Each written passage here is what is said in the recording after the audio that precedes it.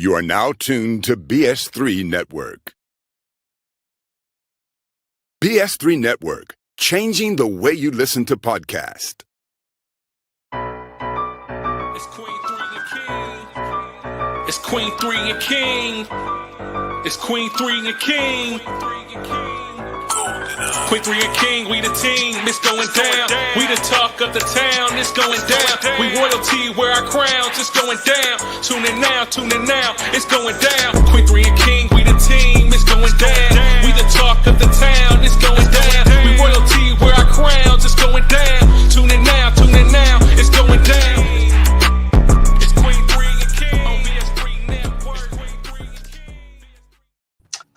Welcome to another episode of Queen3 and King. I am your host with the toast, the roast, and the most.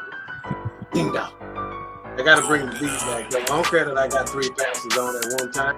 Hear from the beat. What they say about the dust from whence you came and where you gonna go back to. All right, we got a strong one today, man. Probably one of the most powerful shows we've done on Queen3 and King, Daddy Issues. This is part 2. Part 1 got so much pub that we needed to do another one. In fact, we are actually going to do a series on this particular topic, Daddy Issues. So we got an all-star panel today, which I'll get into those introductions in just a second. But again, Daddy Issues Part 2. It is... this topic, we've all heard of daddy issues. In fact, because we from the street, we done all took advantage of some daddy issues. And if you lie, if you saying you ain't, you lying. You lie. We done all took advantage of something. But this time we are talking about daddy issues from the male perspective. Again, I would say this is a God-given divine intervention kind of thing, because it just hit me one day when I watched the clip, which we'll show here in just a second, which is how this got started. Again, we are live on Roku. Search BS3 TV and download today.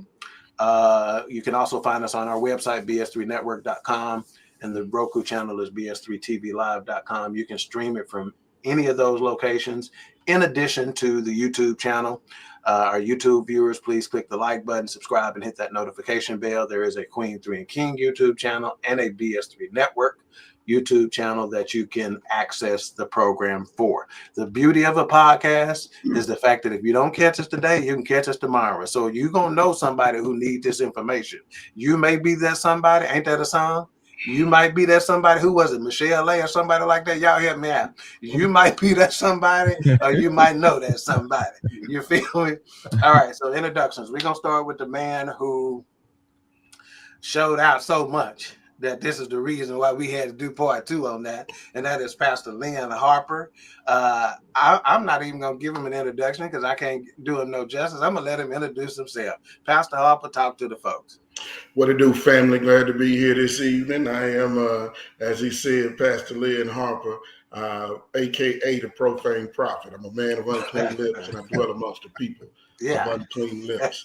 I'm grateful to be here tonight. I currently work at Cornerstone Baptist Church in Arlington, Texas. I serve there in a couple of capacities, and just grateful at this moment to be on the show, man. Looking forward to having this conversation about daddy issues. Absolutely. You want to talk about this? You want to unwrap the present right now and talk about the upcoming podcast and that we're trying to develop and whatnot? Go ahead and give them just a little taste. Well, we're in the early stages, man. But yeah, I changed my name today to the Profane Prophet. My podcast will be called The Dysfunctional Disciple, guys, and it's dealing just with the intersection of how we have under-discipled a generation. And right now we're dealing with so much backlash as we look at the fruits of that lack of discipleship. And we've been pointing down towards them when the reality is we need to inspect what went wrong. And we need to look at some of those things so that we can reach out to a generation and reconcile them back unto God. So it is repertory in its purposes, but it will be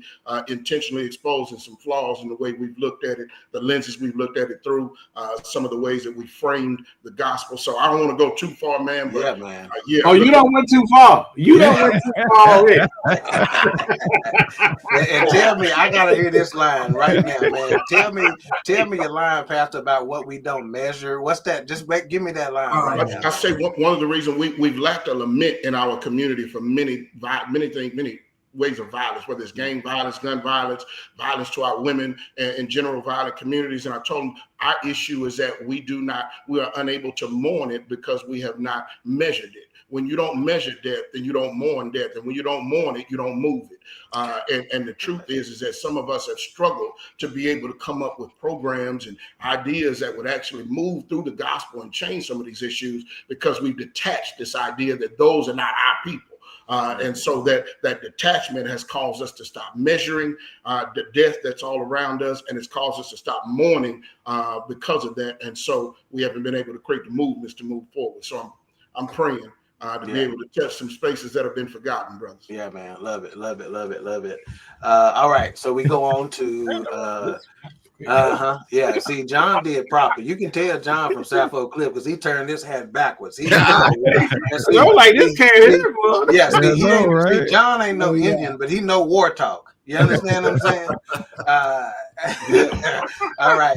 Next, we got Pastor AJ Jones, 40-year radio veteran. Again, you may have seen the show with Venus Flytrap called WKRP in Cincinnati. That's him. Talk to us, Pastor. I have nothing to do with WKRP in Cincinnati. Just the money that they made off that show or the residuals. So yeah. Anyway, yeah, been working in radio for 42 years, pastoring for 25. Just accepted assignment as a youth pastor, and I'm love it, man. Working with them a little bit further up the stream now. And yeah, love it, man. I'm glad to be in that part of the pond. So yeah, I'm just glad to be here with you esteemed brothers tonight and help dig into some issues that need to be dealt with. Yeah, and hopefully we will be making film together very soon. Not the kind of film that John is involved in, where they only tape at night. You know, like for some reason they only film at night. I hadn't figured that out. We want to film in the daylight. You understand what I'm saying? All right, and then next we have Gary, the Freelosopher Freeman. Gary and I have studied under the same tutelage, under the same pastor. And for those of you who know me, you know I got a solid spiritual foundation. Well, Gary is right there. And he has mixed that with his upbringing and his level of intelligence, man. And a dude that I have a high, immense respect for, man. Talk to the people. And again, I've been begging him to get a podcast forever, The Freelosophy, but he hard-headed. Talk to us, Gary. Why you so hard-headed? Hey, man, it's all, it'll happen in God's time. And that's I heard that. See, that's how you get niggas out of you, right there. You say in God's time, and then they can't say nothing to you. You know, see, I would tell you, don't fall for that, man. That's a trick amongst male Christians. Man, in God's time, and that's how you get women off of you. That's how you get Negroes off of you. You just say it's God's time because we can't argue with that. But man, I just want, first of all, I wanted to say thank you for having me on again. But also thank you for thinking of me in the same light as these gentlemen that are on here. I've watched several podcasts. I've watched several of these gentlemen speak at different occasions or within podcasts, or even Brother Harper or Pastor Harper in person. And it's an honor to be amongst this group. So I appreciate the offer to be here.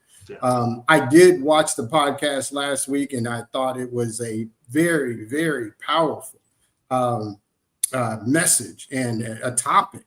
And there were a lot of things. This topic is so vast that it only gives us time to really kind of scratch the surface, because you can go in so many different ways. And I know today we'll focus on the men, but in focusing in the idea and how it affects the community as a whole, women, children, old, young, it goes in so many different ways. But again, this is something that I think needs to be talked about, something that I think we can carry forward and continue to just spread it where necessary. But I'm glad that we're talking about it, and this is going to be an interesting conversation. So I know we'll go over an hour. I definitely know we'll go over an hour tonight because we have some speakers on here that can carry this message forward. And it's going to be it's going over because we got 4 pastors. We got 4 pastors, so it's going over. That's right. That's right. I won't be before you long. Gary, you reminded me that you were there for Pastor Harper's message there at the men's conference this year. And me and Gary almost cussed at church in the same time because when he said some stuff, me and Gary looked at each other like we had to stop each other from cussing. It was so good, man. All right. And next, South Oak Cliff's finest. Comedian extraordinaire. If you hadn't seen him live on stage, you ain't missing nothing. This is the Yogi, John, the Yogi, and Lewis. Talk to the people. Well, you didn't stop, man. You didn't stop. Hey, man, I am blessed and honored as well to be thought of in the same breath with the esteemed panel that's all that I'm dealing with tonight, man. I thank you guys because oftentimes when stuff is being learned or talked about, you know, the way I do it doesn't often be talked about. So for you to allow me to spit upon the rhetoric that is going on tonight is okay.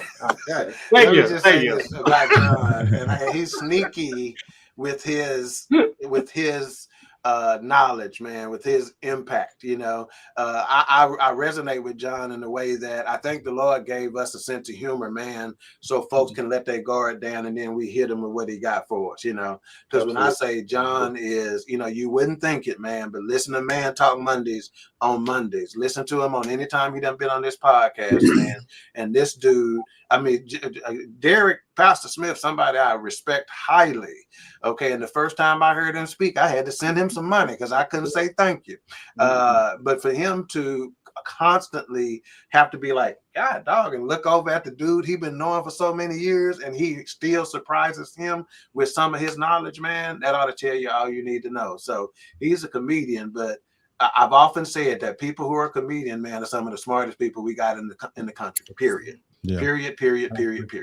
Not John, but most comedians. I don't know about that. All right, and next we got Pastor Smith. Again, he drops knowledge weekly on Man Talk Mondays. And Pastor, you still dropping your online services on Sunday morning as well? Tell us about that. Yes, absolutely. So I get the esteemed pleasure of co-hosting a podcast with my man, comedian John Yogi. Been doing it for 4 years now, man. 4 years. Been rocking tough. So talking about relationships, and I do have another broadcast that I do on Sunday mornings called Overcomers Empowerment Ministries. And basically what I do, man, I bring clarity to kingdom concepts and things regarding the kingdom of God, and just try to take things from the colloquialisms and everything and tell people what they really mean and how to actually apply them so that, you know, you can be effective in this life. So, yeah, John, look that colloquialism up. I saw you looking. I'm gonna write it down. I'm gonna write it down. You don't even know if it started with a K, a C, a H, a Q, U. All right. We got Keisha Walker in the building. Say good evening, brothers, and you too, Gary. Wow.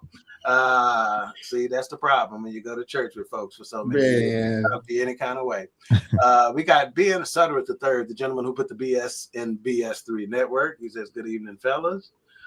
He ate all the chicken strips at the Dallas Stars press in the Dallas Stars press box last night, so they put him out. We got kinfolk in the building. Justin Caraway, he said, let's get it, guys. See, look at her. He done put a picture of his old lady on with him, so you know he's serious now, because you don't do that until you're serious. Let's see. Keisha said, I knew AJ looked familiar when you moved from Cincinnati, man. We got my mother-in-law in the building. Her name is Bonnie Pearl. That's how you know she got a black son-in-law, because she said her name is Bonnie Pearl.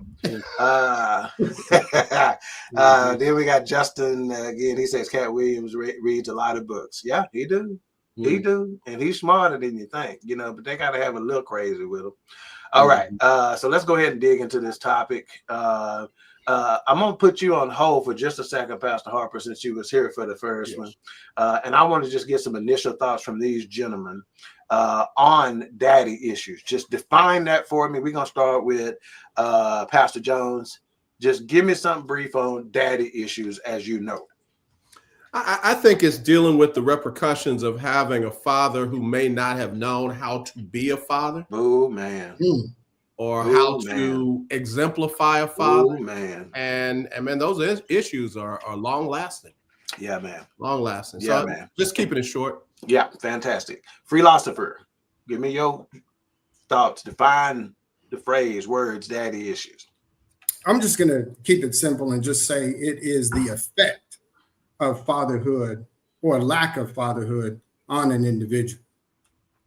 Just the effect, whatever that effect is, could be good, could be bad. In this case, we're talking about the negative, but just the lack of fatherhood or teaching or training as a father to young men or young women, and the effect that it has on their lives.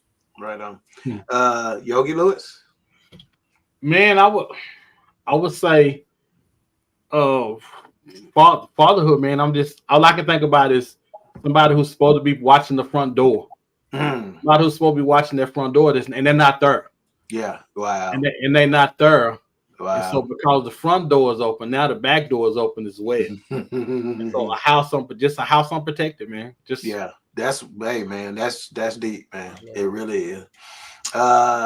Thought engineer, Pastor Smith. Thinking about daddy issues, one of the things that comes to mind is the impact on our identity, our affirmation, and also our leadership. Those things are impacted by those daddy issues. We miss that. We miss that affirmation. We miss that identity, and most important, that leadership. And we're growing up in that, and we're trying to navigate, but you can't lead with a broken compass. And many of us have broken compasses that we're trying to lead with. So how do we fix that? Love it, love it, love it. I'm going to play a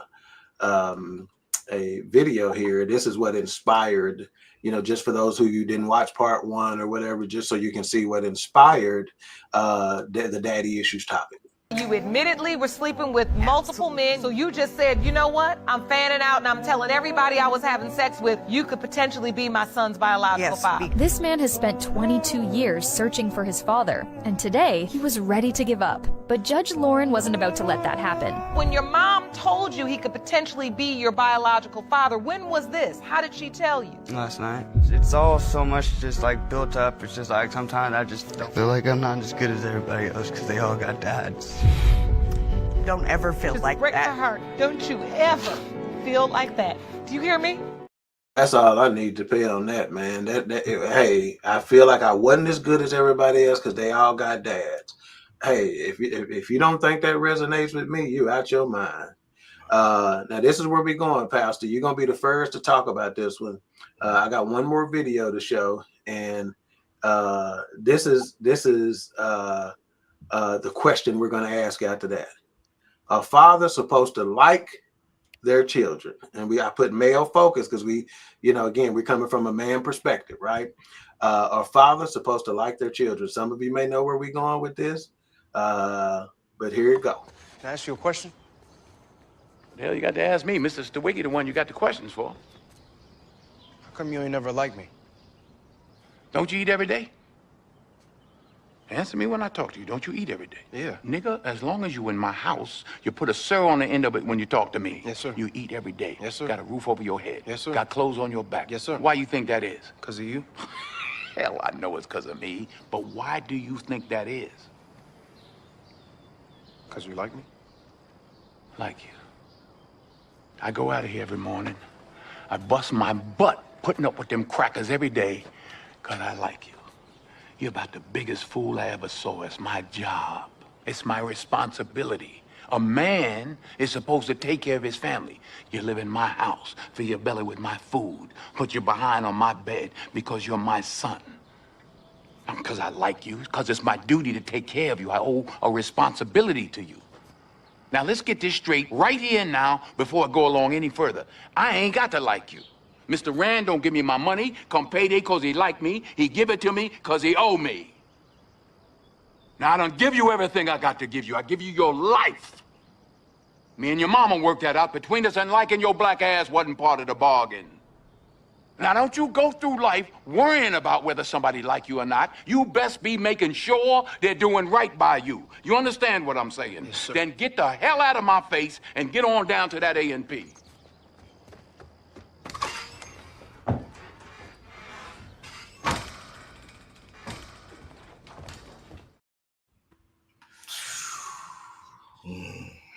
I don't want to go first. And let me just say this, the part that I have not paid attention to that just stood out to me. When he came in, y'all know who he was looking at. His mom. His His mom. Pastor Harper, do men fathers supposed to like their kids? Go. So let me jump off the video first, right? Okay. The truth of the matter is that inside of the country that we live in, and I wanted to expand the topic a little bit tonight anyway.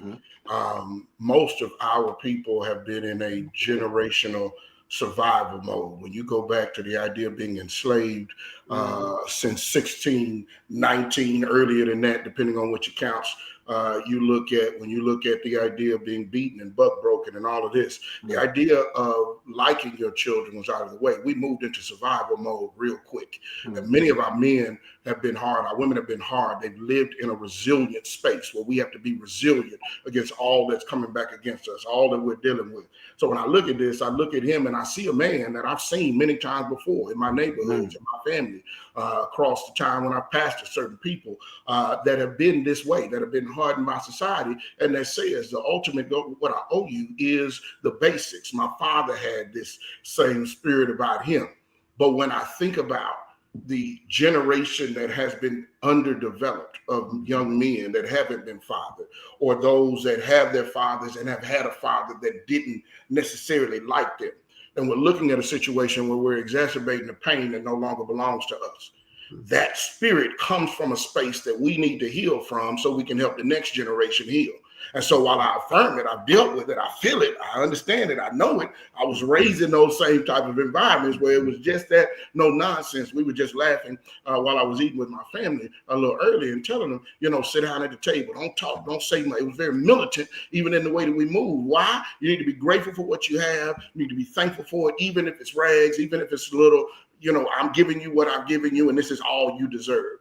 I think that had a place in our past when we were stuck in a protective space. I think as we ponder the future and think about what our men need to be to their children, it goes back to what Pastor Derrick said, and I'm out of here. A father is responsible for identity, for affirmation, and for directing a young man into leadership. And when I do not give him an identity that he is grounded in, that he knows is full, that he is loved, made in God's image, and that I am affirming him in this image to give him the power that is supposed to be transferred to me for his manhood, he can't step into leadership in the future. So I think it's a piece of who we were. I do not think it's a piece of who we need to be going forward. I do think fathers need to like and love their children to develop healthy young men. Wow, love it. Let's go to Pastor Smith on this. I think the like is necessary. You don't want your kids to despise you. The duty part, many of us haven't even had the person to really take on the duty of, being a father. But even in that, the human part. Now I get it back then, that tough exterior, you have to prepare, especially young black kids, for a world that was going to be extremely harsh towards them. That's right. And you couldn't give them a false sense of, going out there and not realizing what they're facing. But at the same time, you have to give me something that makes me want to be like you. That makes me want to walk in your path. And if you come across as somebody who is just harsh and all over the place, then, I may appreciate what you've done, but I don't really want to walk in that same thing. Love it, man. Love it. Yogi Lewis. Man, it's funny because my dad was, man, he was he was mean. He was mean because he got himself into adult situations and they were kids. So it forces you to get under. You got 3 kids and a wife. You 22 years old. You mad at where you want to be mad at somebody, and you can't be mad at yourself, so you take it out on the people that you are having to be there to support. My Lord. And so and because of that, I'm thinking that you're supposed to be mean when you got kids. You're not supposed to like them. You're supposed to love them, but you're not supposed to parent them. You're not supposed to be their friend. You're supposed to be dad and rule with an iron fist. That don't work. This generation is the if there was ever a bizarro world for kids, we living in it, because these kids don't respond well to that. They don't keep secrets, and they tell you about yourself, and which is probably the best thing that could have happened to our generation. Is hey, because I noticed that if my sons don't want to be like me, and the rest of the world is pulling on me to talk to them, why are my sons not? What am I not doing as a father? My sons aren't pulling on me, like Derrick was saying. Hey, they don't want to be like me. Why? What are you doing and trying and providing? Because you're providing, you're doing everything that you think you're supposed to do, but yet my sons don't want to be like me. What's the disconnect? What's going on? What's going wrong? And like you said, our parents ruled out of fear, trying to get us somewhere that they were scared they weren't going to be able to be, and we didn't get something we were supposed to get as men. And so now we can't import into our sons because we're lacking something. So help us. Yes. Boy. Freelosopher. This is it's kind of a tricky situation. That's that scene is probably one of the most it's one of my favorite scenes of all movies of all time. Because it really brought it to life, the dynamic of a father and son. Where some people say, okay, well, that was kind of harsh. It was a harsh delivery, but it was also to let him know that, hey, you understand what love is. Bypass like. Let's forget about like. Let's talk about what love is. And love is the response. He talked about responsibility. You are my responsibility. That and that's far more important. And I love you so much that I'm gonna take care of you as my responsibility. And that's far more important than liking you. I've got 5 boys, all 5 different distinct personalities. Some of them act like their mama, some of them act like me, some of them act like their granddaddy. And I don't like all of them people all of the time. I don't like them. That's just what it is. And they don't like some parts of me all the time.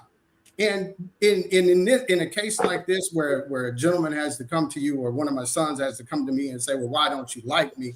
I probably would have broken it down a little bit different. And that would have been a time for me to affirm, hey, look, I do like you. I like you so much that I love you. We just have some differences and we have some different ways to look at life. And as I get older, I'm less rigid. I was a little more hardcore when I was older. As a grandparent now, I'm much softer. I'm a much better parent. I'm much more cordial to my grandkids than I was to my kids. But that was the understanding that I had to come to. And we'll get into this later, but that I had to come to that understanding because I was never taught that duality that I was supposed to have. I was only taught to be a provider. Or at least myself taught. I was only taught to be a provider. I wasn't taught to be a nurturer. And in that case, he needed nurturing as much as he needed provisions. That's really important in understanding that you have that duality, but not necessarily letting one outweigh or being heavier than the other, but understanding that you have to carry both torches at some point. So, and I'll finish this by saying, and one of the things that as I was listening to the gentleman say, sometimes you've got to practice on raising the person that you can like. That takes time and effort to raise the person that you can like. Yeah. You've got there's some I remember. I didn't grow up with my father, but I saw kids that grew up with their fathers, and you couldn't distinguish them.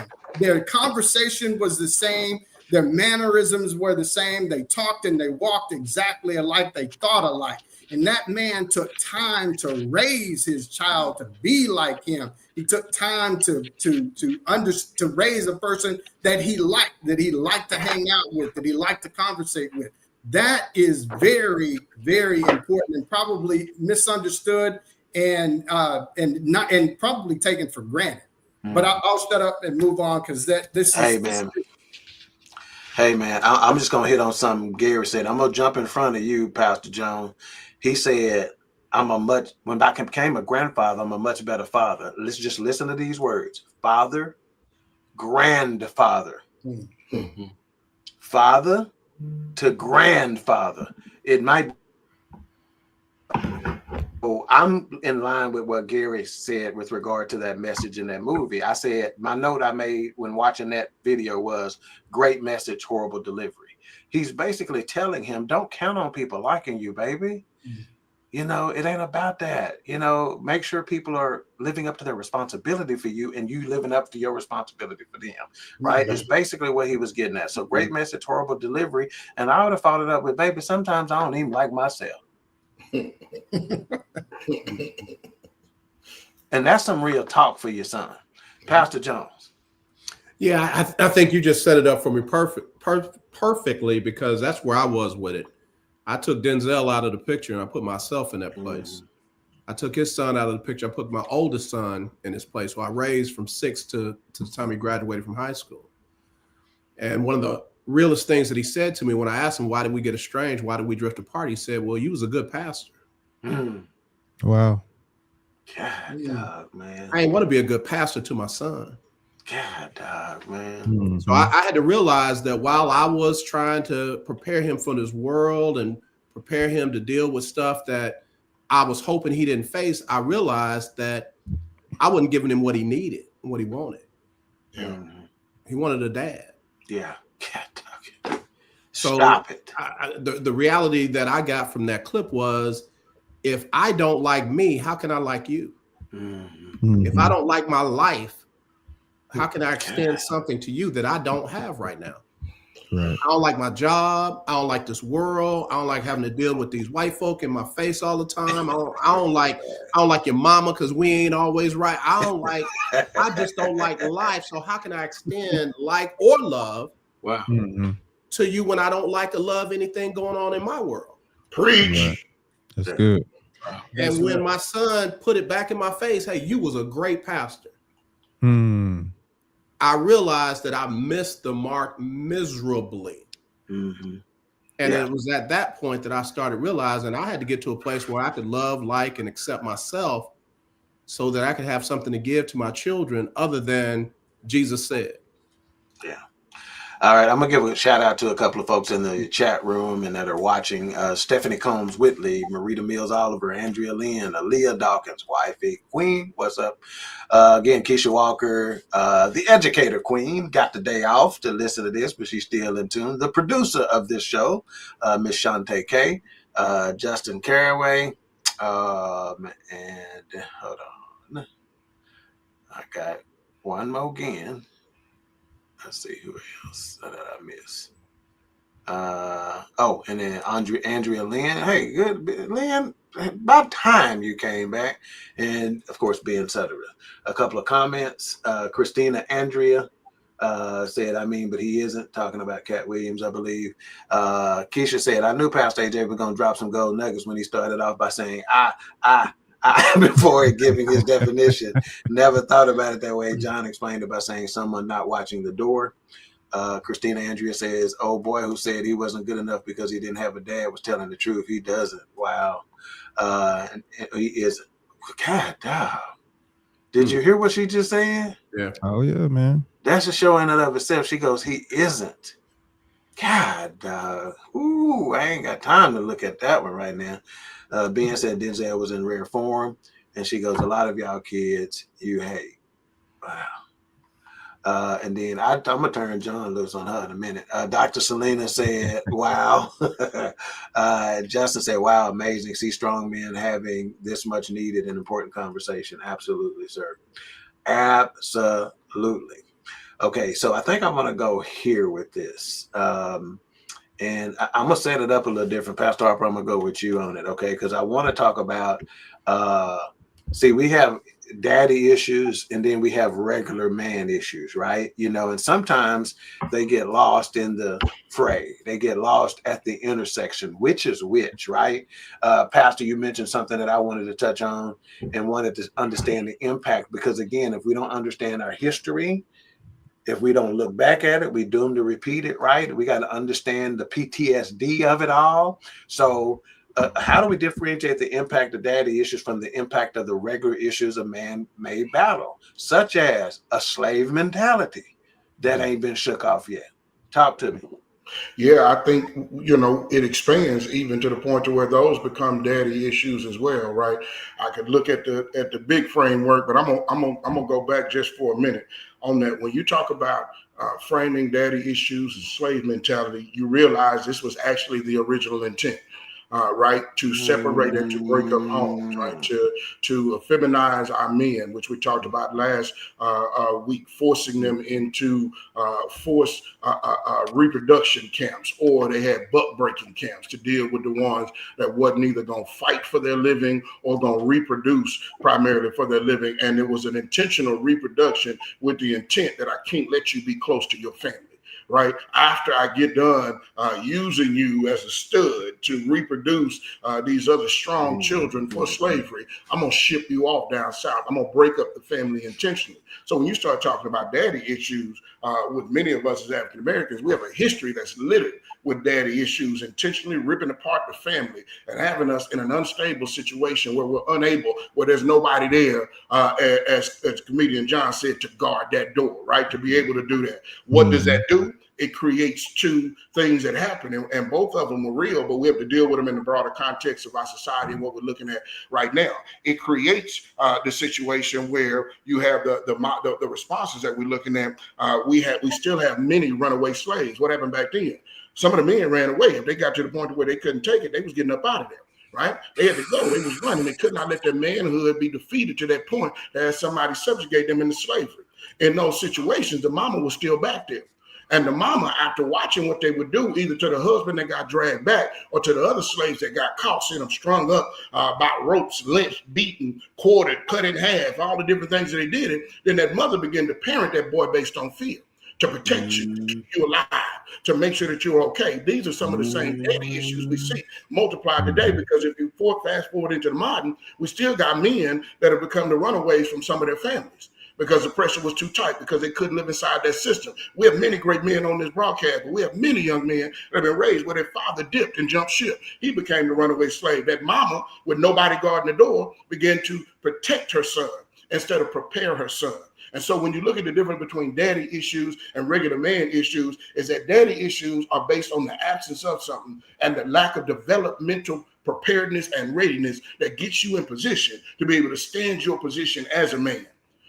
Regular manhood issues, we all go through those, but when you have that gaping hole that comes from not being prepared, from being unguided and unguarded, then those people end up with the deeper wounds because they can't get out of their way, because that cycle keeps continuing itself. We talked about it last week, and that was a clip that you played. Most of these young men are the second generation in to daddy issues based on all our statistics on marriage. And in that generation, the absence of the patriarchal male voice has been gone so long that you can't even tell that young man that he got an issue with listening to men. And so that order, that direction, that discipline that he's supposed to be getting, most of them are going to fight that off because they haven't had a male voice leading for multiple generations.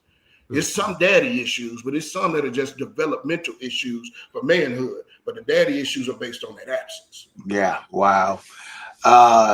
John, how do we differentiate the impact of our daddy issues from the impact of the regular issues a man may battle, or does it? Wait, hold. No, you not either. No, you are not.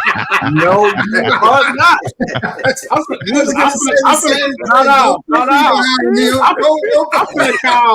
I'm gonna call something else. I'm like, wait a minute, did you use that answer last week? Because you broke that down, and I'm sitting here saying, boy, I sure hope he don't call me next. And that's why I say, John, oh, no, you didn't. No, you did not, sir. Oh, man. No, you did not. I'm trying to figure out how to raise my two sons, and this brother and look up at the same time. Yeah. And say, John, oh, no, you ain't either. Yeah, man. Okay, so, excuse me, that was my... So, okay, go ahead, re-answer the question. Okay. How do we differentiate the impact of our daddy issues from the impact of the regular issues a man may battle? Well, all I can think of, man, is to put it as simple as I can. I think we don't do a good job recognizing trauma. What trauma the struggles are. Yeah, man. I think we lump them together and stick them all in the back room, and we just kind of deal with them accordingly. But we don't. I think we can't truly get healed from whatever issues we have until we specifically deal with those particular things. I mean, because listen, father issues, man, encompasses so much stuff that you take on. That's right, man. I got this. My line. I got to work this in. You had never had no good sex until a woman called you daddy. You ain't had no good sex until you get called daddy. Now I'm telling you. My wife running in here, but and again, I'm just saying it encompasses so much. Yeah, you're right. A stalker. It spills over in the other areas of our life that we need help in as well. Man. But I think we're putting the band-aid on the daddy thing, and we're gonna have to cut the rest of the arm off. Yeah, man. Yeah, see, I'm with you now, man. And this is how the Lord giving it to me, man. Infections. Right? It's an infection that spreads. If it's not taken care of, it might have just started. You just had a little cut. Yes. Yeah. Absolutely. But now you got gangrene. Now we got to cut the whole arm off, like you just said, man. So that's just to put it in a practical way for folks to see it, man.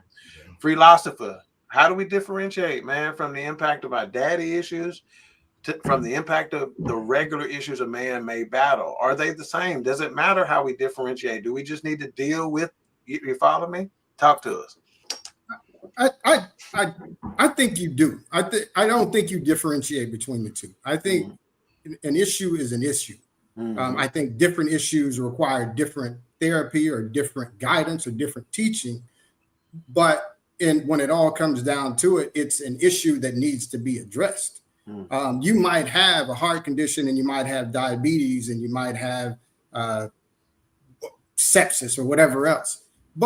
And they're all issues. They're all things that you have to deal with, and you have to take different medication for each one of them.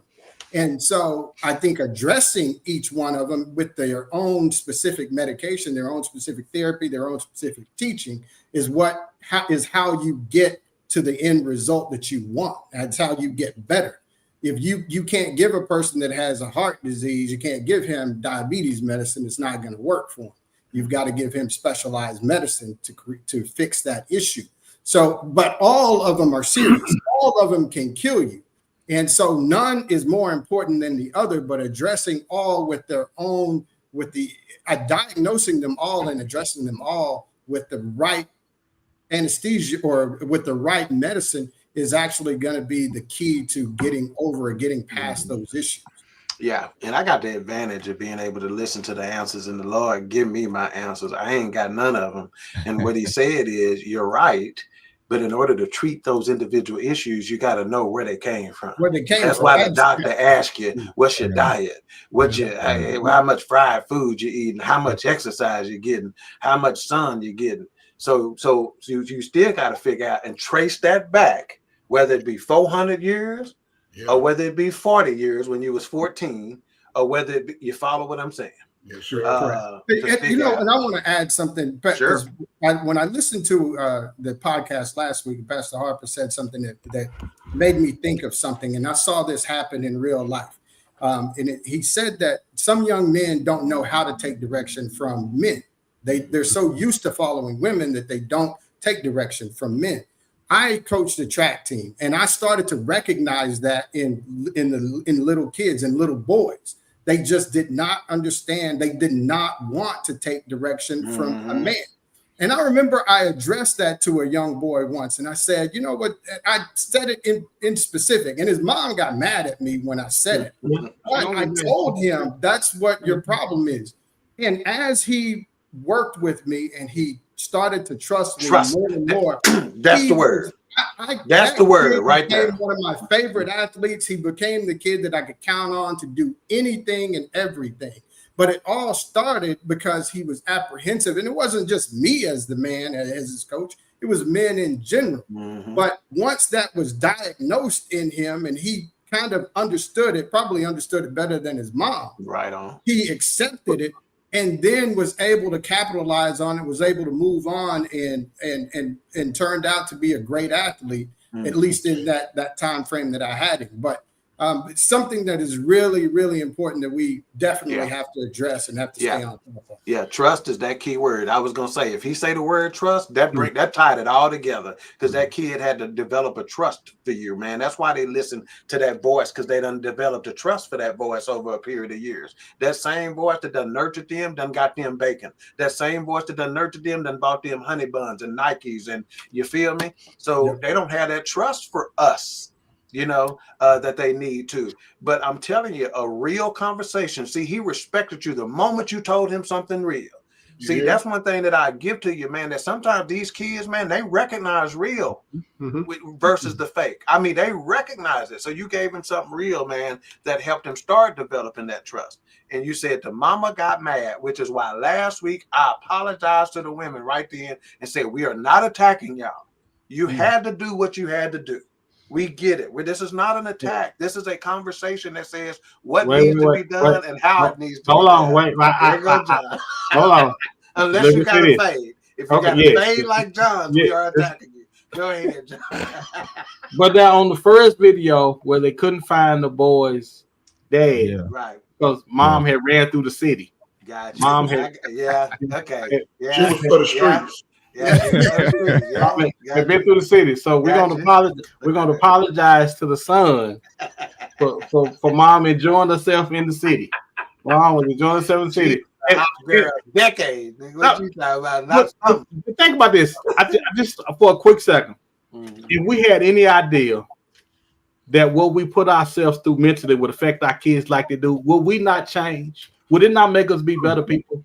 Yeah. If we had any idea our kids were going to be in turmoil like that young man is, man. Would that not make his mother and father be different, man? Absolutely, man. But I think that goes directly into the question: how does the daddy issues impact regular man issues? It's a guidance thing. Right. Yeah. Regular man issues are going to happen, but I need somebody to define it for me. I need somebody to make me understand that this is not something that's just happening to me. This is something that happens. That's it right there. I need somebody to say, when this happens, watch out for this, look for this, do this. And without that, because we're just kids, we're just energy. We're just like, we're balls of energy. We're like, we got this testosterone, it's all over the place. And most people teach you that it's a problem. It's not a problem. It just has to be directed. You know what I'm saying? Anything that's not guided and directed can become chaotic, right? Right? You driving a car. A car is a good tool to get you back and forth. But if it's not guided properly and directed properly, it can cause havoc, wreak havoc. And that's with anything. And that's what fathers are supposed to be. The reason why people don't understand men and the love of men is because men represent authority and order first. And we've been taught to hate those very things, even in God. God dog it. We don't like his guidance. We don't like his word. We don't like to obey him. Why? I just want the God that's on the cross, not the one that's on the throne. The one that's on the throne is directing my life, and I got to listen to him. But I don't want to do that, because the first point of love is not sacrifice. the first point of love is guidance. It's instruction. It's instruction. We love the sacrifice, but the sacrifice came because we didn't listen. Oh boy. That's what made the sacrifice necessary, because we disobeyed and we didn't listen. But the first point of love is giving you order, giving you instruction, giving you direction. That's the first point of love. And we completely dismissed that is love. We think love is just let me do what I want to do and you pick up the slack. That's not love. Man, true love is in me directing you and guiding you and training you. That's what a real love is. And so do what I'm asking you to do is loving me back. Doing what did Jesus say? If you love me, he didn't say sing me a song. He didn't say fall out on the floor and dance. He didn't say do none of that. He said just do what I say, and I know you love me back. Come on and preach, man. Just do what I say, and this is why manhood and fatherhood has been rejected by society, because we don't like authority, we don't like law, and that's what men represent.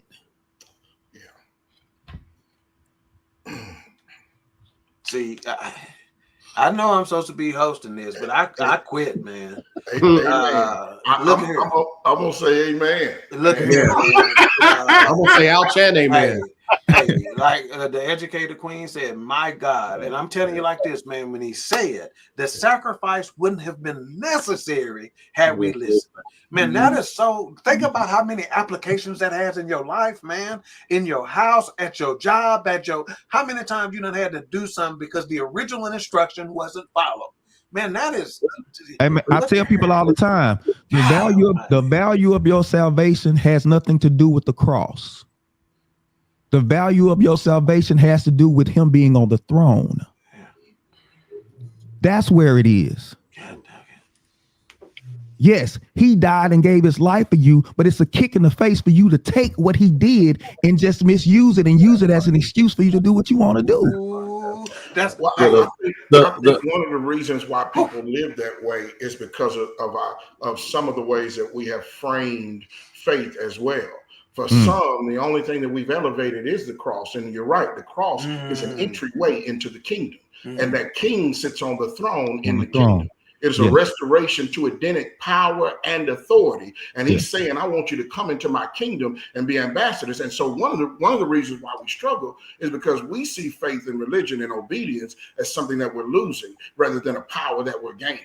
And many of our people, if we had that message, even for our young men, that we have deemed to say that they are hopeless and are lost, some of these that are dealing with deep generational father issues and stuff like this, they really need somebody to speak affirmation and life back into them to remind them of what God did to save him and what he saved them for. Because when you get that, then you start talking about the rebuilding plan, right? Now we're not just talking about the problem and the issue that is prevalent today and spreading like an infection. Now we start talking about how we rebuild these young men by mentoring, by guidance, by direction. The Bible says, blessed is the man whose quiver is full.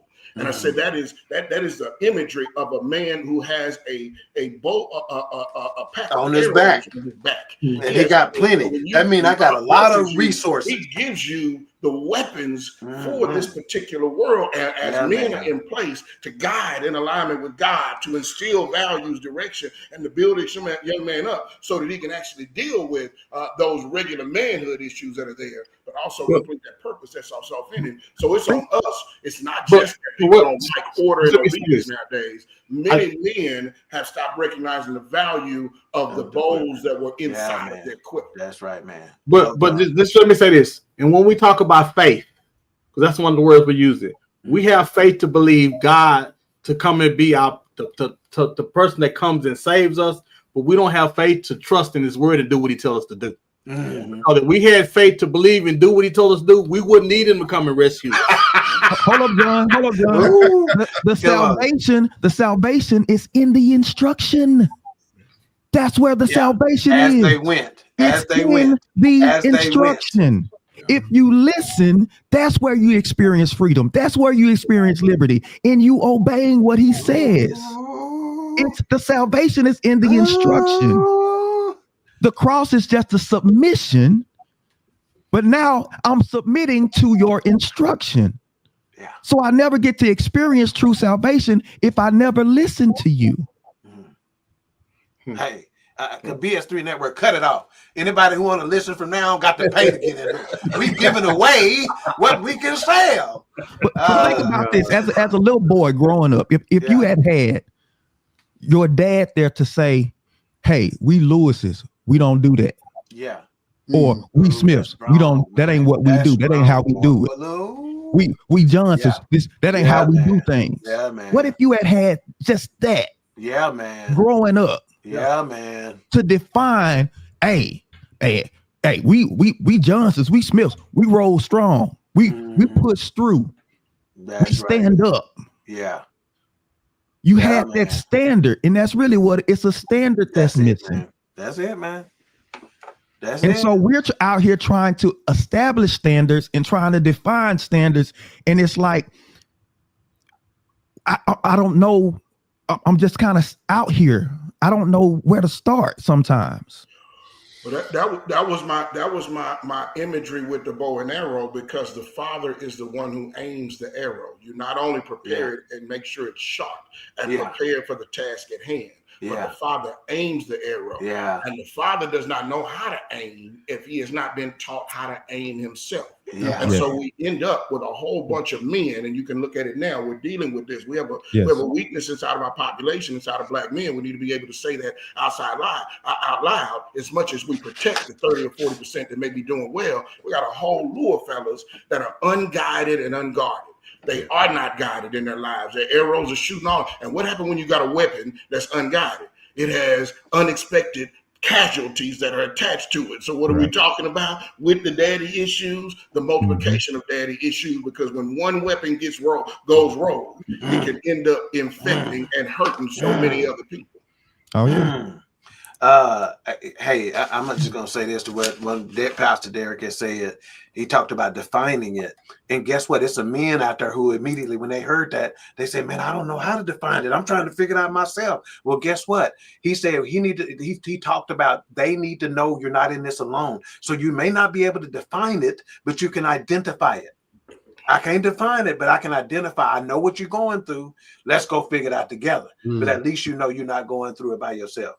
Keisha said, Pastor Derrick, please mute yourself for a few minutes. I don't know how much more I can take. She also said, this is helping me understand so much better now why my brother has set the population of Dallas County a new high, because our dad has kids in Mississippi that we still don't know. Hey, something to that. Justin said, talk that talk. The producer says, where is the collection plate? Ben says, submitting is key. Hey, man. Woo. I wish I could turn this off, man. It's so absolutely good, man. We got time for one more, and I think I'm going to go here because we've kind of touched on it a little bit. And I want to start with Pastor Jones on this one. And I'm going to kind of define this a little bit more, or break this down a little bit more. So it says, our social pressures and supposed societal norms preventing men from dealing with their daddy issues, right? I got this kind of from Man Talk Mondays last night when they talked about men now being able to cry, that kind of thing, right? Big boys don't cry. Hey, straighten up, stand up, shoot up. That's part of some of those societal norms, supposed societal norms, right? And I'm gonna tell you right now, I almost cried 3 times during this show because my spirit is confirming the information, and my spirit either want to cry or holler or jump or run, and I'm trying to run the show, so I can't get up out this seat. But something got to move. You hear what I'm saying? But anyway, our social pressures. Okay. Gary talked about it a little bit when he talked about the coach being too hard on the kids. Okay. Our social pressures. How men are supposed to react. John said the last man, we ain't supposed to react like that. John said you can't cry about 3 or 4 times a year if you're a man in front of people. And then the thought engineer said, well, how many times you cry? Every day. But I just can't cry in front of nobody but 3 or 4 times a year. You only get 3 or 4 because she's going to look at you. That nigga soft. Yeah, you understand what I'm saying? So, hey, again, our social pressures and supposed societal norms preventing men from dealing with their daddy issues effectively. Let's go, Pastor Jones. This will be our last topic, and we'll try to wrap it up. Short answer is yeah. Real answer is hell yeah. I mean, we all know that a pressure will bust a steel pipe. That's right. Make a puppy pull a freight train. And if I have nowhere to go with the stuff that's killing me on the inside, that's safe. Stop it. Then eventually it's going to come out some kind of way. Stop it. Some people shoot up stuff. Some people choke somebody out. Some people go home, beat on their wife, their kids, their dog.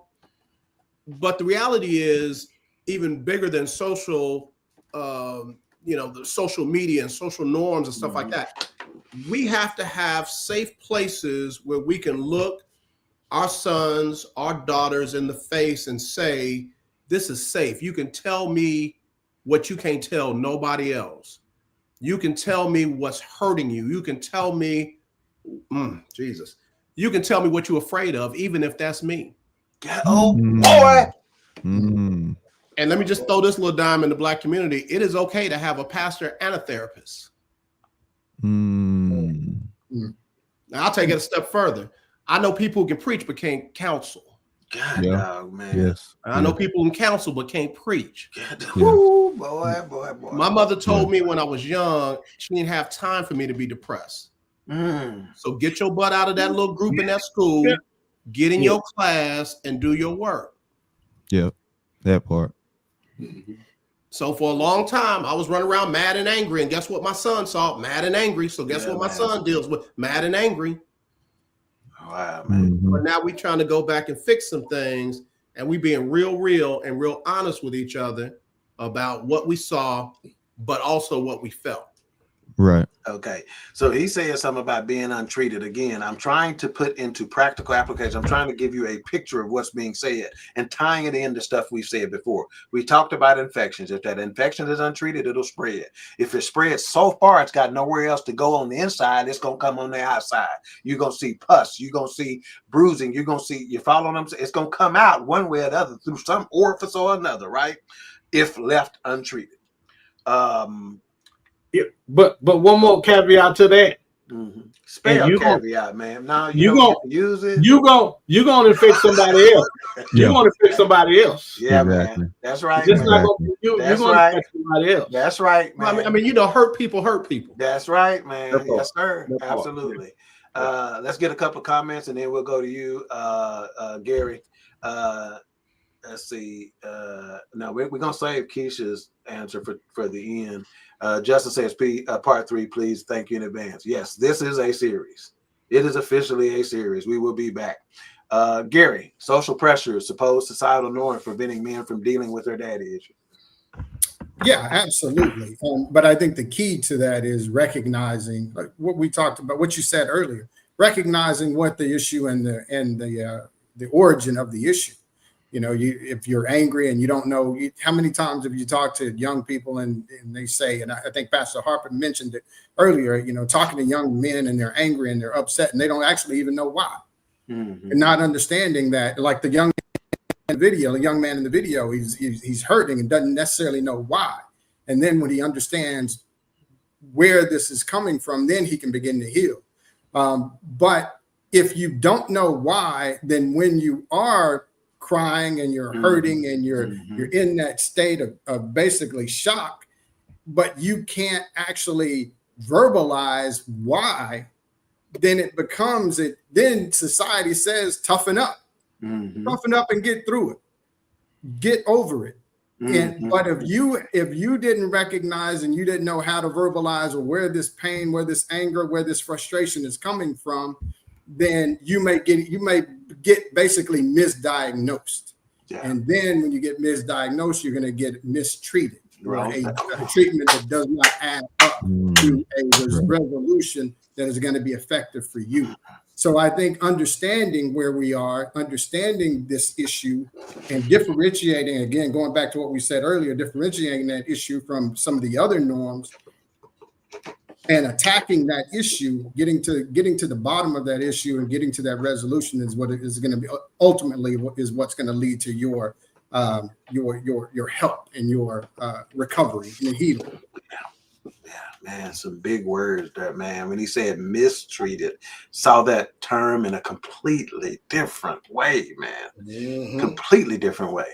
John, have you talked about the social pressures and supposed societal norms preventing men from dealing with their daddy issues yet? Have you commented on that?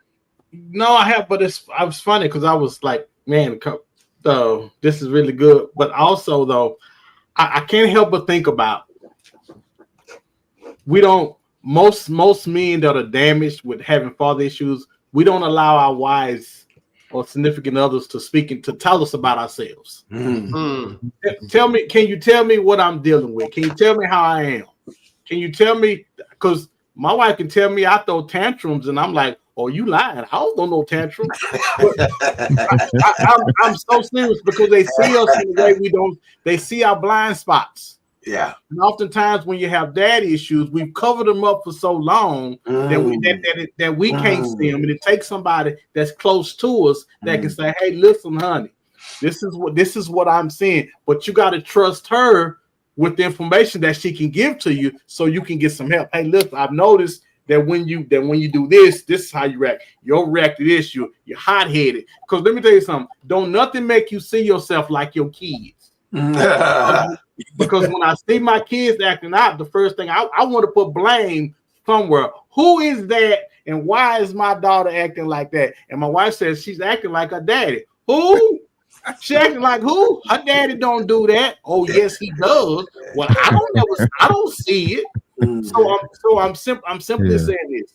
It's difficult for us to do it by ourselves when we lying to ourselves. Yeah. The only way we can do it is the people that are closest to us. We have to allow them to tell us about ourselves so we can get help. Yeah. Because remember, everybody is looking. Everybody knows you're damaged and you're walking with a limp and you're acting like you're not. You're acting like you whole and you not. Allow the people around you to speak into you and tell you what they see so you can help yourself. I started to cut you off, man. Go ahead, jump right in there. Yeah, no, I'm talking about cut you off. See, it's like I'm gonna tell you like this. I'm gonna tell you a little secret for our white viewers. Black folks don't like when we tell black secrets to white folks. Men don't like when we tell men secrets to women folk. That's what you just did. You just gave up one of our secrets. But we need them. We need them though. To be revealed, to get better. Pastor Smith, have you talked on this yet? I apologize that I'm having trouble keeping who done said what, but it's so good. I'm becoming a fan myself. Have you talked on this social pressure? I think the problem when you talk about social norms, we're not hiding daddy issues. We're normalizing them. We're creating a society where dysfunction is okay. Yeah, man. We're creating a society where brokenness is cool. And it's playing out in all types of ways. And we've allowed movies, we've allowed music, we've allowed all these things to make us think, oh, this is what we do. This is how we are. And the cycle just continues. In the social pressure, there is social pressure not to be a man. They don't want us being men. They don't want us being ones that hold a standard. They don't want us being the ones that say, no, we ain't doing that. Yeah. Right. We basically, our voice is being stripped away. But what happens is when you remove the man, the word father in the Hebrew is Abba, which means source, right? But in the Greek is fundus, which means foundation. When you move that foundation, a building can only be condemned, not when the window's broken, not when the roof is torn off, but when the foundation is damaged, that's when it's condemned. Wow, man. And society is strategically ripping the foundation up and expecting us to have healthy families and healthy kids and healthy wives and a healthy society. And you can't beat God's design. Amen. You can't beat his design. We've tried to come up with all kinds of designs ourselves, but they never work. Why? Because we didn't create this thing. Right. We've repurposed it, which is what the devil does all the time. It's called perversion. Many of us are living perverted versions of life. And God wants us to get us back to the original, to the right standard, so that the life that we say we want, we could actually experience. But I tell people all the time, the path to peace is not peaceful. It's going to be uncomfortable. It's going to be uncomfortable. You got to be cool with it being uncomfortable. If we're going to be the ones who pivot this whole thing and turn it the right way, we got to be prepared to take it on, because it's going to come. David, the peace that Solomon enjoyed came at the wars of David that he fought and won. We got to be the ones, we got to be the Davids to fight the battles and win those battles so the next generation can experience the peace. Amen. Yeah, how I said it, where he said the path to peace is not peaceful. I said, in order for you to be comfortable, you must first become uncomfortable. Listen, peace doesn't come from a kumbaya moment. Peace comes from subduing. That is so real, man. It comes Think from about subduing. how many It times comes you done from had it out with your old lady, and afterwards there's some peace because you done had that war. It doesn't. Peace has never come. Be quiet, Gary. It has never come from a whole kumbaya moment. It doesn't. No, it doesn't come that way. It does not come that way. God dog it. Pastor Jones, have I given you enough time on this one, sir? You have. I think that just one more thing that I'd add. I became good at looking like a male. Ooh. I become good at being a man. Ooh. That's good. Ooh. And as not being able to be a man, it definitely affected trying to be a father. Yeah.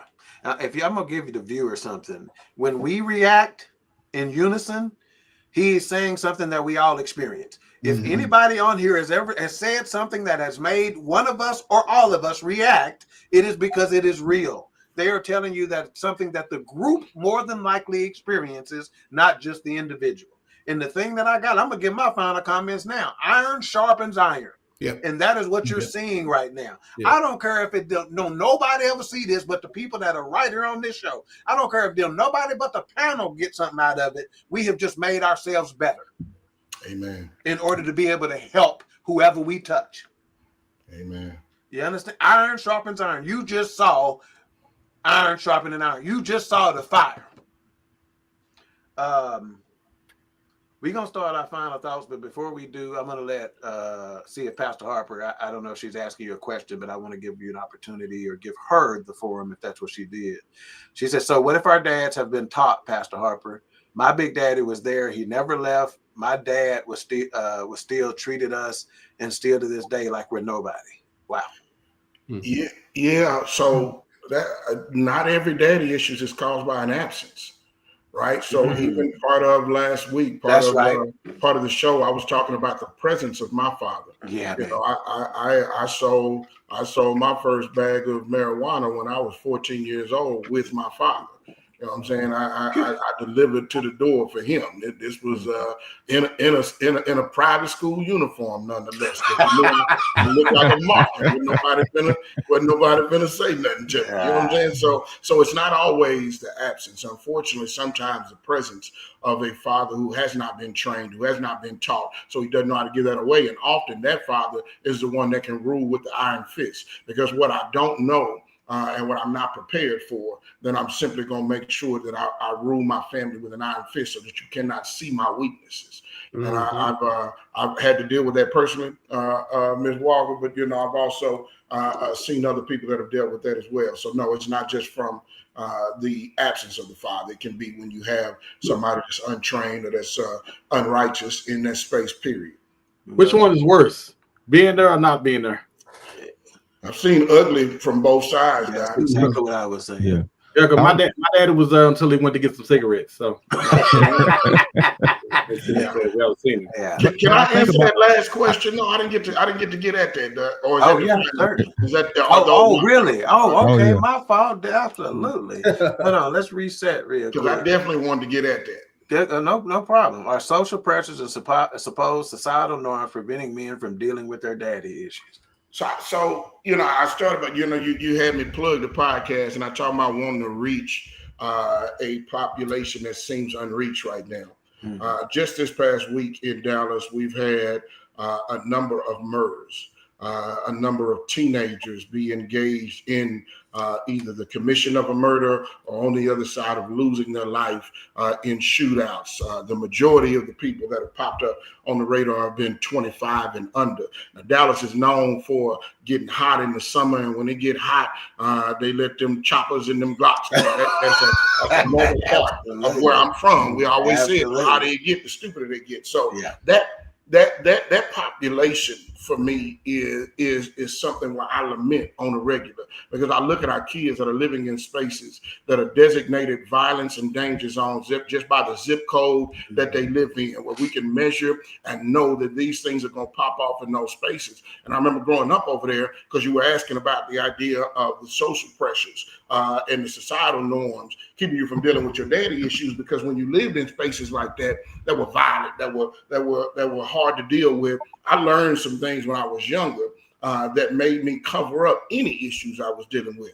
I learned early on, do not flinch, do not feel, do not snitch, right? And do not cry.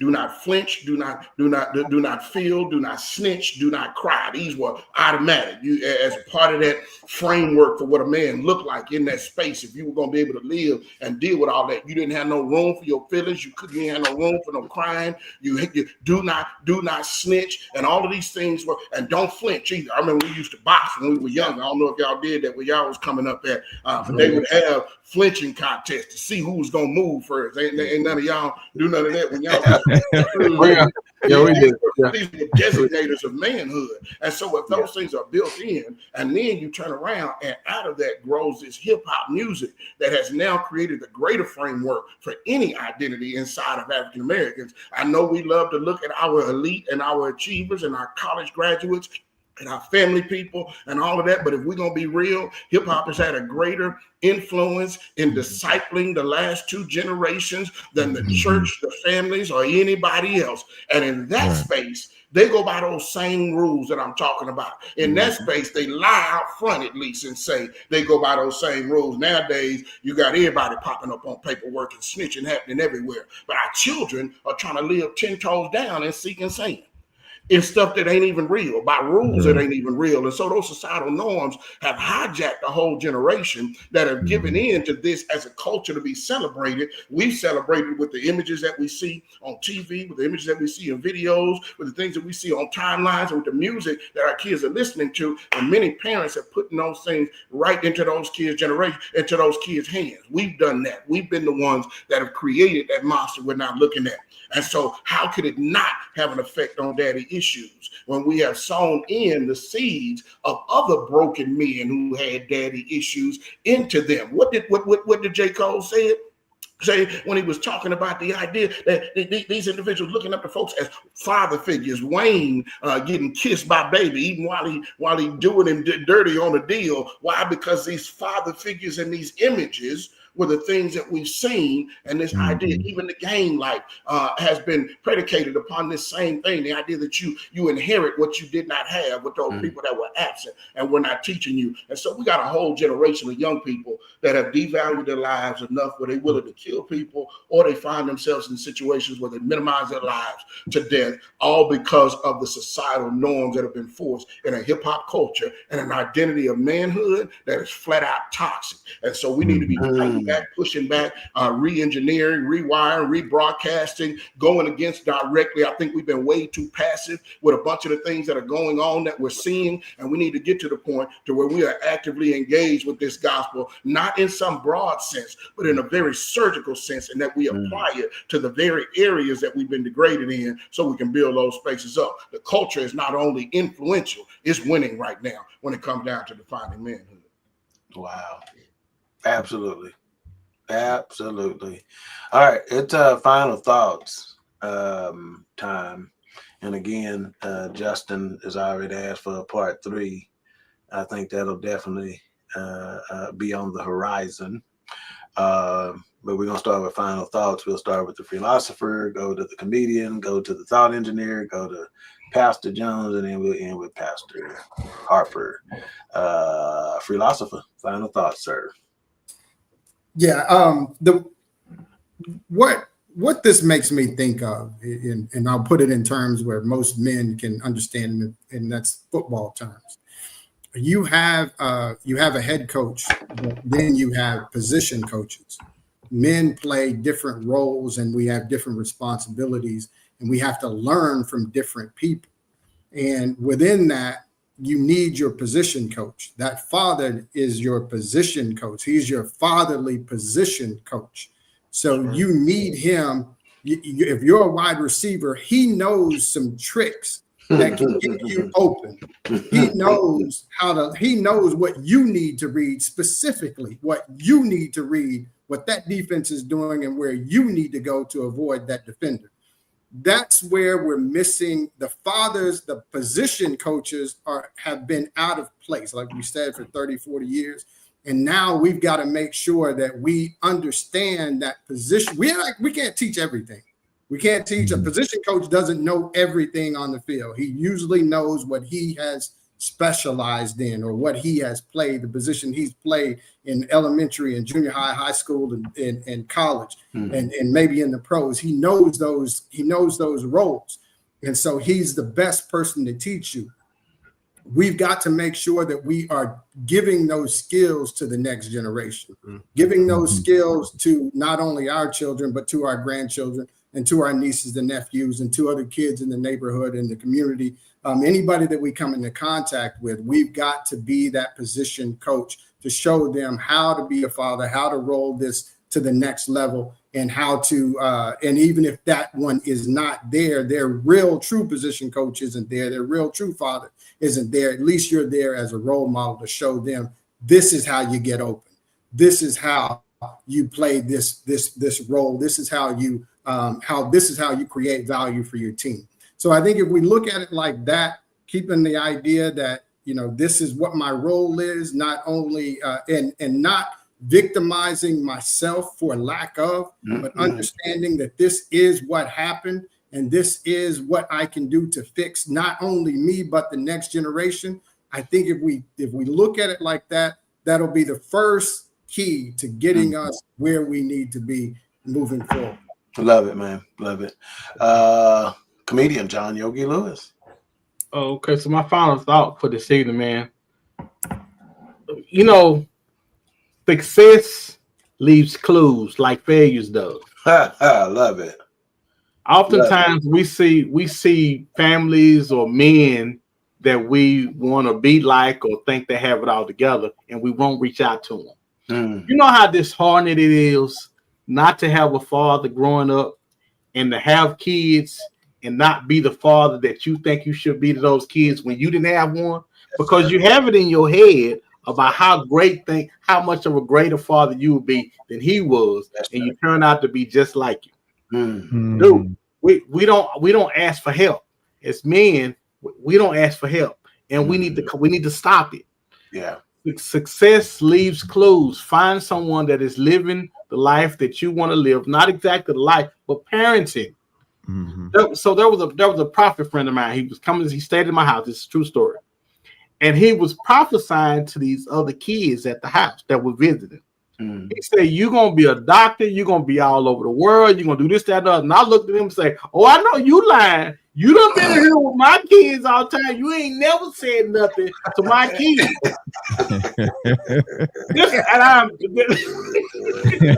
But you know what I didn't do? I resented that dad for having kids like that. And I didn't go to him and ask him, hey, man, what are you doing?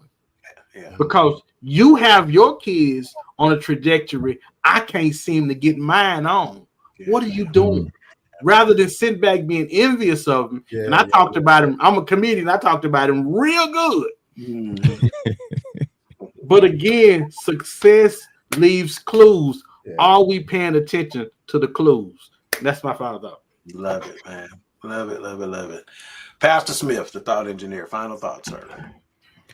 Often people don't know where to start, especially men or males on the path to manhood if they haven't been led or guided. But I got the key. The key to being a good man is being a good son. And we become the son to the father. He's our Father. He's waiting to direct us and lead us and guide us, and we just need to obey. That's what we need to do. And if we do that, he always positions us so that we get it right. But we got to first submit to him. So the key to manhood is sonship. We got to become good sons to the Father. Love it. Listen to him, let him guide us, and he will position us to be exactly what we desire to be.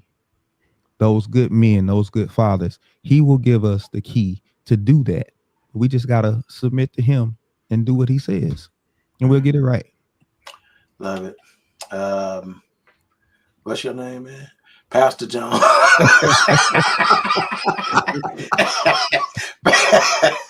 I just. Yeah. Pastor Jones, final thoughts, sir. Real quick, man. I want to thank God for each one of you, man. Amen. Hallelujah. When I tell you, hallelujah, y'all shaking the gates of hell tonight. Hallelujah. Ooh, hallelujah. No, for real. And I'm not trying to be super deep and spiritual. I know it, man. Hallelujah. Y'all shaking.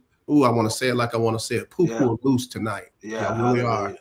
Y'all got some demons that's gonna get smoked tonight, right? Because they didn't accomplish what they thought they were supposed to accomplish.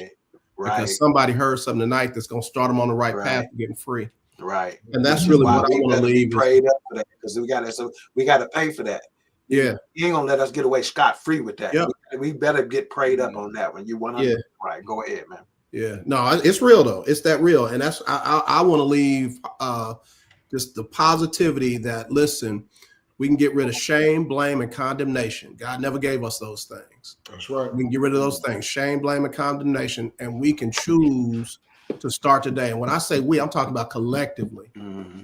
Any male, any father, any brother, any uncle, any friend, you can start today to get on the right track to do what it is you've always wanted done for you. Love it. When you was a son. Yes. And I mean it, man. It's when we put our minds to doing something, we'll get it done. If we put our minds to cheating, we'll cheat. If we put our minds to lying, we'll lie. If we put our minds to stealing something, we'll steal it. Yeah. If we put our minds to being a better man and a better father today, guess what? I bet you, I know us. We're resilient, man. We don't stay down long. We'll find a way. So my hope and prayer is that somebody heard something today or on this recording that they'll see when it's their time to see it, that's going to get them focused to start today. Yeah, absolutely. Absolutely. Pastor Harper, final thoughts. Well, I'm a preacher, so I'm going to put a little Bible on it and close us out. In Malachi chapter 4, we know Malachi for the tithing and to bring ye all the tithes into the storehouse.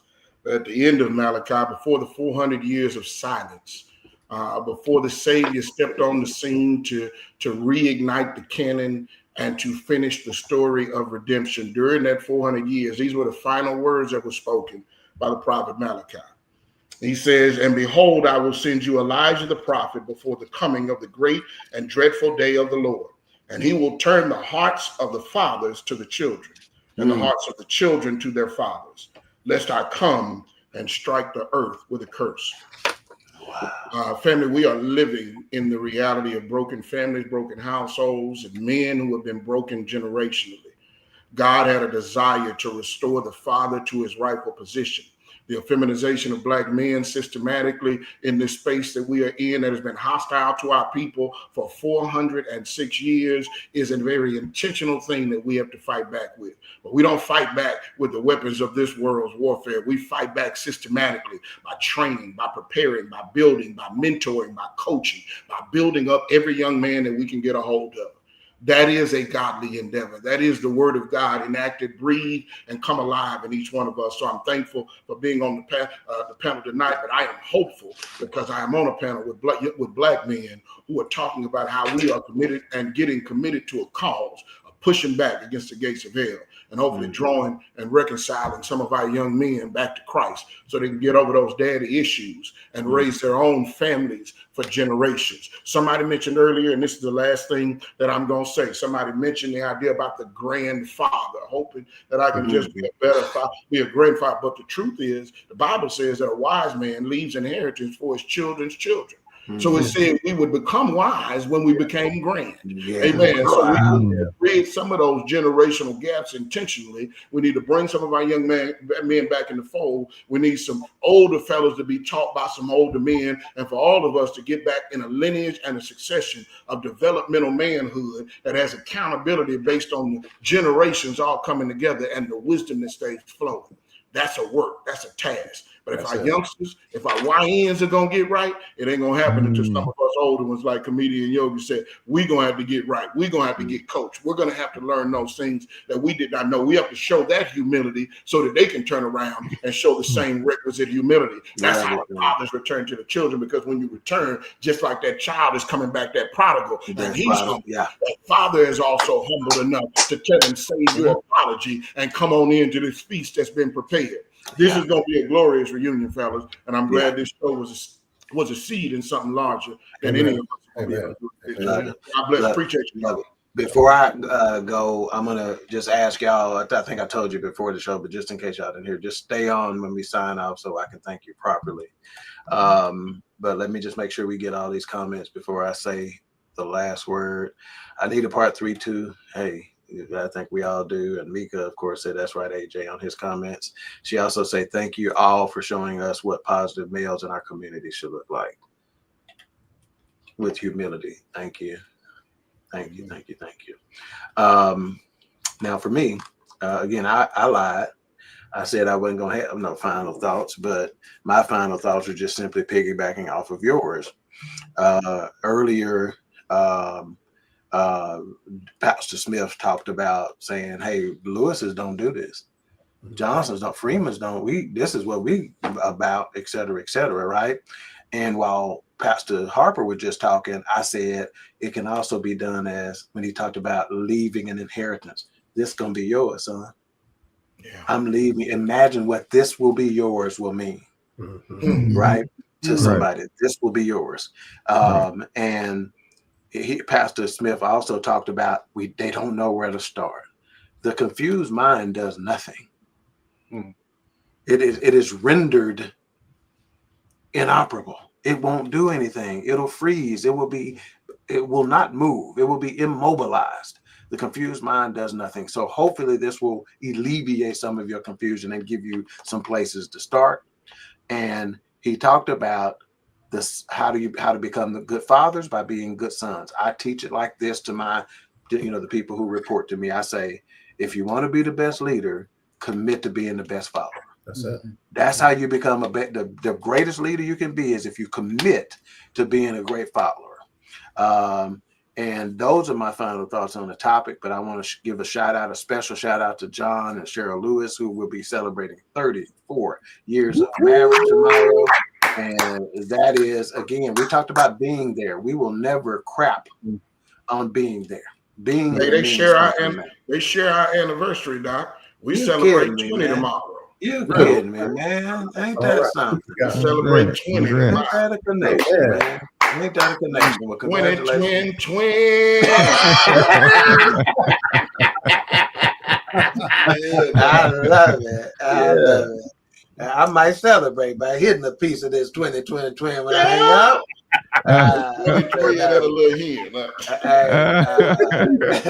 But hey, we appreciate all of the viewers. We appreciate the participation. Again, today's topic was daddy issues. This was part 2. This will be a series. I envision us coming back at least once a month with a piece of this. I'd like to put this panel together, but I can't thank these brothers enough for their time. Obviously, they have value in them. Everybody has, all of the panel members have displayed that. Okay. And this is just a piece of the value they have in them. So as a result, their time is being requested all over the place, not just for me. So I appreciate them giving of their time. I'm gonna be asking again, and hopefully this inspires them to give it, because they know, hey, didn't we talk about giving, John, before the show? Me and you was talking about how giving is important, right? So so just like Pastor Smith talked about the guidance and the listening, right? So it's just as important for me to give. And this is us giving in a way, right? This is us tithing in a way. You understand what I'm saying? Because you don't just tithe with your money, you tithe with your time and your talent. Y'all have just tithed in a way, right? So again, Daddy Issues Part 2. We will be back again with another episode of Queen3 King and this special panel at a later date. We'll see you next time on another episode of Queen3 and King. Want beef, then we cooking, bro, bring the hook in. Queen3 and King, we the team, it's going down. We the talk of the town, it's going down. We royalty, wear our crowns, it's going down. Tune in now, it's going down, it's going down. We just hit you with another one, it's going down. We just hit you with another one, it's going down. We just hit you with another one. Tune in now, we just hit you with another one. It's Queen3 and King, it's Queen3 and King. It's Queen3 and King. It's Queen3 and King. It's Queen3 and King. On BS3 Network. It's Queen3 and King. BS3 Network. It's Queen3 and King. On BS3 Network. Queen3 and King. BS3 Network. Changing the way you watch TV. BS3 Network is now on Roku TV under BS3 TV